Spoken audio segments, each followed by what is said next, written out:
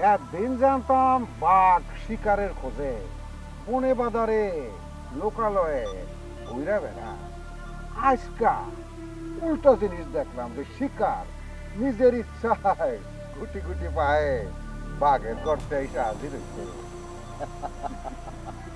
বোকার মতো কথা কইস না। বাঘ কখনো যাই না শুই না হাতে পা দেয় না, কিন্তু আমি যাই না শুই না ইন্দুরের গর্তে পাড়া দিয়া ধরছি। বলদ আমি না তুই, সেইটা নিজেই চিন্তা কর। আমারে কইতাছস আমি ইঁদুর, কামড় তো খাস না ইন্দুরে, কণ্ঠনালী ছিঁড়া ফালায়, জানোস তো সেইটা। ইঁদুর শুই না একদম জইলা উঠলি কেন? এই কথা এর আগে তোরে কেউ কয় নাই না? আরে বেটা তুই তো একটা ইঁদুর, নেংটি ইঁদুর, নেংটি। মুখ সামলায় কথা কর নিজাম। যে মুখ দিয়া কথা কর, যে টাগরা দিয়া তোর কণ্ঠ বাইরে আইতেছে, ওই টাগরা কিন্তু ছিঁড়া যমুনার পানির মধ্যে ফালাই দিমু বেটা। তোর লাশ তো পিঁপড়ায় খুঁজে পাইব না।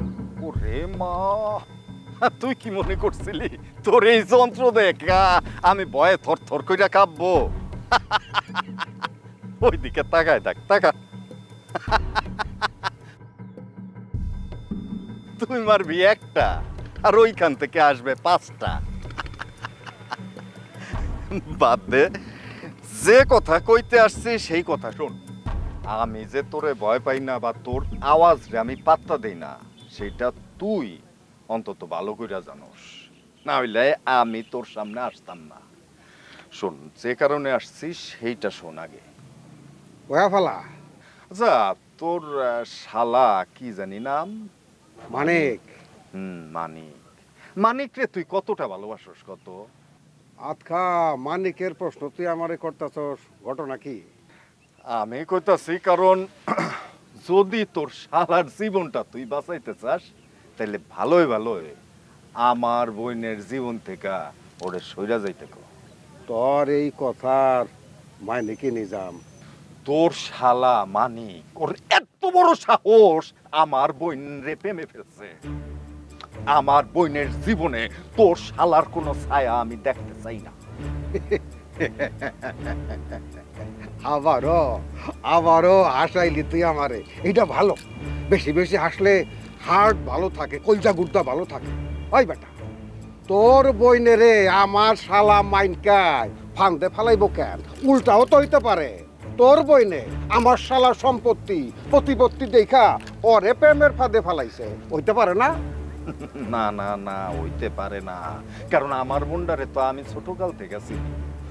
তোর শালা একটা ফাঁদ পাচ্ছিল, আমার বোন তো সহজ সরল, তোর শালার পাতা ফাঁদে গিয়ে সে পা দিছে।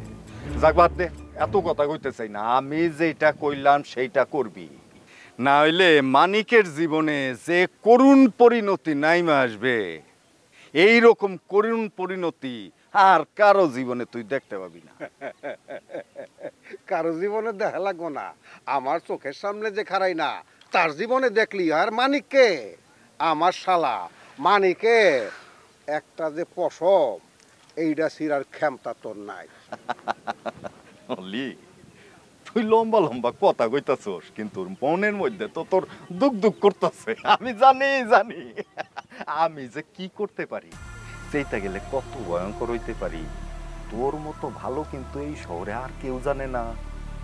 জানি জানি, ধুক বুক যে কার করতেছে, কার যে কলজা ফাইটা বাইরে যাইতেছে গলা দিয়া মুখ দিয়া, সেইটা আমি খুব ভালো কইরা জানি।